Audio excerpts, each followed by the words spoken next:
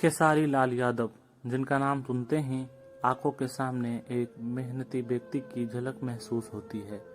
एक ऐसा इंसान जो अपने मेहनत और लगन के बदौलत अपनी मंजिल को पाता है। तो आइए जानते हैं खेसारी लाल यादव के संघर्ष की कहानी।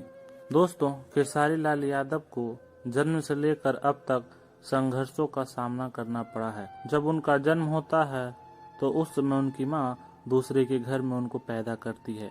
खेसारी यादव को अपने घर में पैदा होने तक का जगह नहीं मिलता है, क्योंकि उस दिन उनका घर बारिश के कारण ढह गया था। खेसारी के घर में गरीबी इतनी थी कि कुछ दिन बाद खेसारी को छोड़कर उनके माता पिता मुंबई चले गए और वहां उनके पिताजी गार्ड का नौकरी करने लगे ताकि अपने बच्चे को अच्छे से पढ़ा लिखा सकें।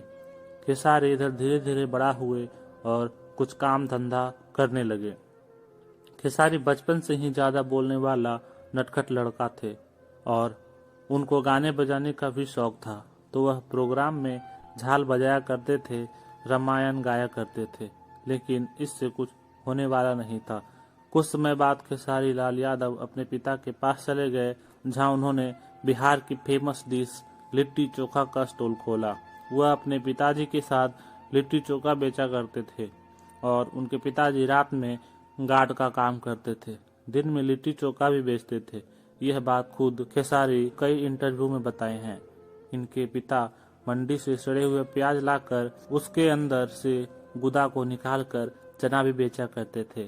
खेसारी जब गांव में रहते थे तो वह दूध बेचकर कुछ पैसा इकट्ठा करते थे। वह बताते हैं कि दूध बेचते समय उसमें पानी भी मिला देते थे, जिससे कि 10-20 रुपए बचाया जा सके। यही 10 और 20 रुपए बचाकर खेसारी ने 15,000 रुपए इकट्ठा किए और एक भोजपुरी लोक संगीत का एल्बम बनाया, लेकिन वह सुपर फ्लॉप रहा।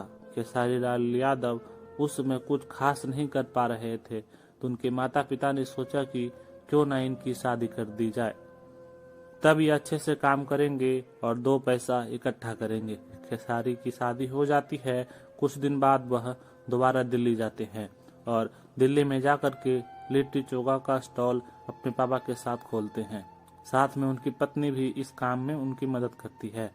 उसी लिट्टी चोखा के पैसे से उन्होंने एक बार फिर एल्बम गाया। ये एल्बम धीरे धीरे लोकल मार्केट में बजने लगा और फिर अचानक एकदम से धीरे धीरे ये कैसेट बिकना बंद हो गया। खेसारी की हिम्मत एकदम हार गई थी। वह 25,000 रुपए इस एल्बम में लगा चुके थे। इधर खेसारी को कुछ समझ में नहीं आ रहा था कि अब मैं क्या करूं। खेसारी फिर से हिम्मत बनाए और अपना काम करते रहे। धीरे धीरे लिट्टी चोखा बेच करके फिर से पैसा इकट्ठा किए और एक एल्बम गाया। इस बार किस्मत ने उनकी साथ भरपूर दिया, क्योंकि यह गाना उनका सुपर हिट रहा, जिस गाने का नाम था माल भेटाई मेला में। शायद यह गाना एक अश्लील गाना था, लेकिन क्या करें, भोजपुरी में उस दिन इसी तरह के सॉन्ग का प्रचलन था, तो खेसारी भी इस तरीके के बहुत सारे अश्लील गाने गाते गए। खेसारी को इतना पता नहीं था कि मैं अश्लील गाना गा रहा हूँ और इससे समाज में क्या फर्क पड़ेगा, लेकिन धीरे धीरे खेसारी गाते गए और उनके स्टारडम बढ़ती गई। खेसारी को बढ़ते स्टारडम ने विवाद में ला दिया। इन पर आरोप लगा कि खेसारी अश्लील गाना गाते हैं और इन पर FIR भी हुआ। एक रात के लिए खेसारी को जेल भी हुई और जेल से बाहर निकले तो खेसारी सुपरस्टार बन गए। इसके बाद खेसारी लाल यादव को फिल्मों का भी ऑफर आने लगा। धीरे धीरे खेसारी फिल्म करने लगे और देखते ही देखते भोजपुरी के सुपरस्टार बनते चले गए। स्टार बनने के बाद भी खेसारी लाल यादव की परेशानियां कम नहीं हुई, वहीं दिन प्रतिदिन उनकी परेशानियां बढ़ती गई। कभी फिल्म को लेकर तो कभी गाने को लेकर उनके साथ कंट्रोवर्सी होने लगी और इंडस्ट्री में ही सिंगर विवाद होने लगा। इसके चलते भोजपुरी में अच्छी फिल्में बनना बंद हो गए, क्योंकि इनके झगड़े के चलते लोग भोजपुरी फिल्मों को देखना बंद कर दिए और बच्ची खुशी कसर लॉकडाउन ने भी पूरा कर दिया। भोजपुरी फिल्में चलना लगभग बिल्कुल से ही बंद हो गई। फिर लॉकडाउन के बाद उनका एक संघर्ष फिल्म आता है। यह फिल्म भोजपुरी फिल्म का दिशा ही बदल दिया। फिर खेसारी 1 से 1 सुपरहिट गाना देते हैं। जो अश्लीलता से कोसों दूर रहता है। लॉकडाउन में भी खेसारी लाल यादव अच्छे गाने के साथ भोजपुरी के मान सम्मान को ऊंचा किए हैं और आज खेसारी लाल यादव संघर्ष 2 फिल्म को लेकर आए हैं, जो कि भोजपुरी में अब तक का सबसे बड़ा फिल्म है।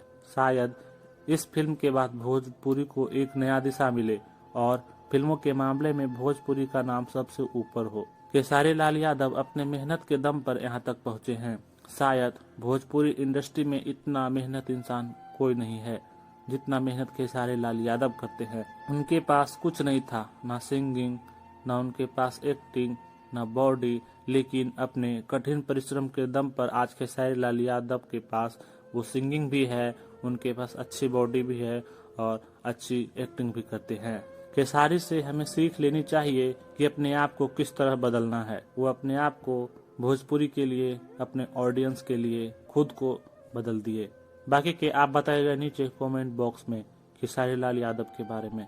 अगर वीडियो अच्छा लगे तो वीडियो को लाइक कीजिए, चैनल को सब्सक्राइब कीजिए।